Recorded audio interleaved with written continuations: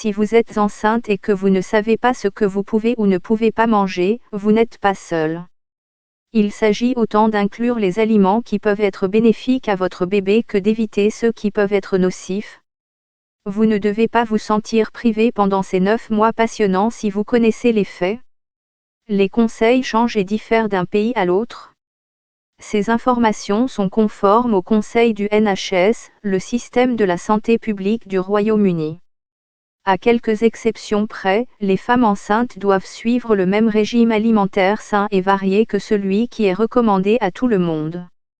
Mangez beaucoup de fruits et de légumes, de céréales complètes, de viande maigre ou d'aliments protéinés végétariens tels que les haricots, les lentilles et les légumes secs. Buvez également beaucoup d'eau.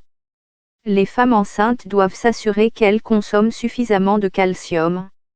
Essayez donc d'inclure dans votre alimentation quotidienne des produits laitiers à faible teneur en matières grasses, comme les yaourts naturels, le lait demi-écrémé ou les produits non laitiers enrichis en calcium.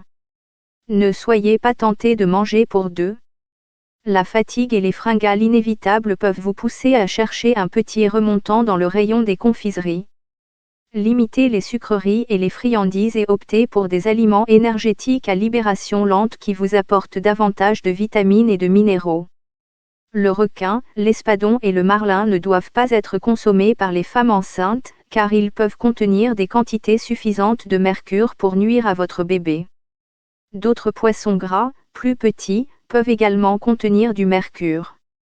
Il est donc conseillé aux femmes enceintes de ne pas consommer plus de 2 portions de 140 grammes par semaine de maquereau, de saumon, de sardines, d'anchois, de truites ou d'autres poissons gras.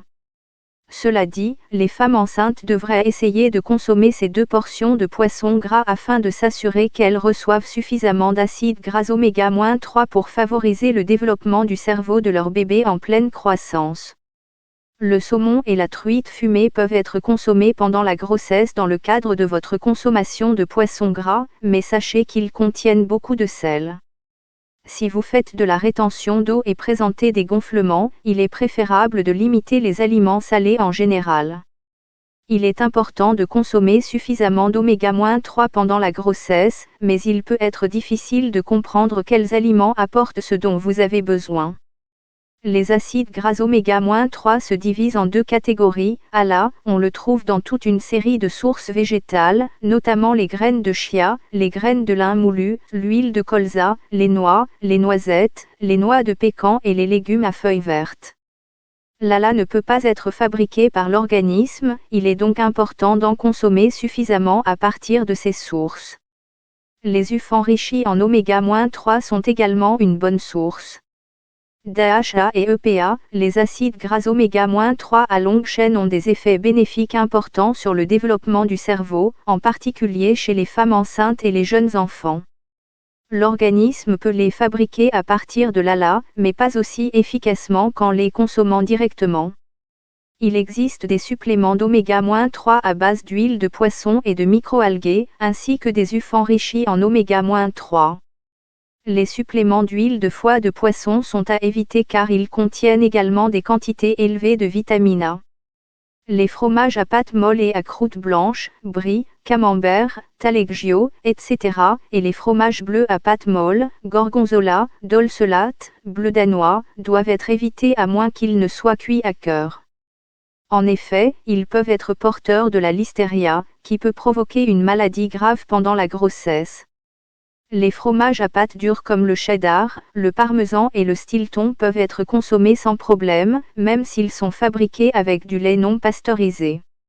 L'acidité élevée et la faible teneur en eau de ces fromages en font des endroits inhospitaliers pour le développement des bactéries. Les fromages à pâte molle fabriqués à partir de lait pasteurisé peuvent également être consommés. Vérifiez l'étiquette de la mozzarella, de la feta, du halloumi, de la ricotta, du fromage de chèvre et du paneur. Si vous recevez des œufs d'un voisin ou d'une autre source, veillez à bien faire cuire le blanc et le jaune avant de les consommer. Les œufs de canard, d'oie et de caille doivent toujours être bien cuits. Il est bon de consommer un peu de caféine, mais il est conseillé de ne pas dépasser 200 mg par jour. Une consommation élevée de caféine a été associée à un faible poids de naissance chez les bébés. Les quantités de caféine varient énormément dans les boissons à base de café et les boissons gazeuses. Un cappuccino moyen d'une grande chaîne de magasins peut contenir jusqu'à 195 mg de caféine. En moyenne, une tasse de thé contient 75 mg de caféine et une tasse de café instantané 100 mg de caféine. Une tasse de café filtre ou de cafetière contient environ 135 mg de caféine. Si vous ne pouvez pas renoncer à votre café pendant votre grossesse, passez au décaféiné ou mélangez du décaféiné et du café normal pour obtenir un demi-café.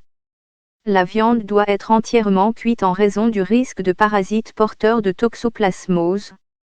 Cela inclut les steaks, les rôtis, les hamburgers, les saucisses, la volaille et le porc. Le pepperoni, le salami, le chorizo et les jambons séchés à l'air libre peuvent également contenir ces parasites. Le plus sûr est donc de les consommer cuits. En raison de leur forte teneur en vitamine A, il est conseillé aux femmes enceintes de ne pas consommer de foie ou de produits contenant du foie, saucisses, pâté et haggis. Le pâté présente un risque supplémentaire de listeria. Ces aliments ne sont pas très répandus, mais doivent être évités en raison du risque de contamination par la listeria.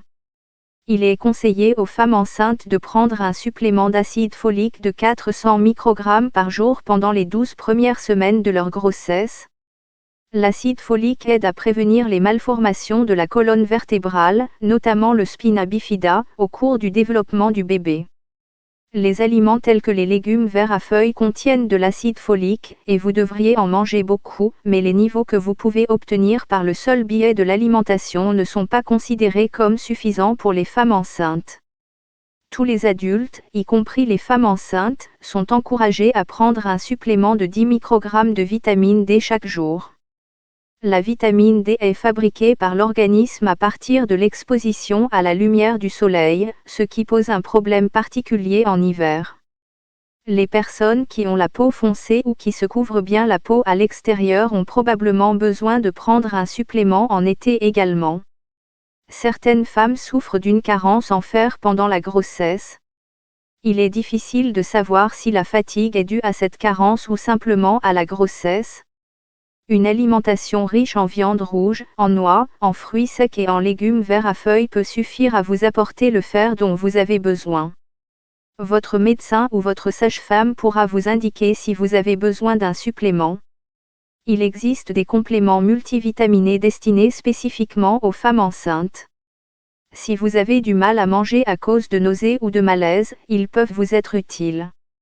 Les multivitamines à forte dose ou les compléments contenant de la vitamine A sont à éviter. Si vous n'êtes pas sûr d'avoir besoin d'un complément vitaminique, ou de savoir lequel prendre, parlez-en à votre médecin ou à votre sage-femme.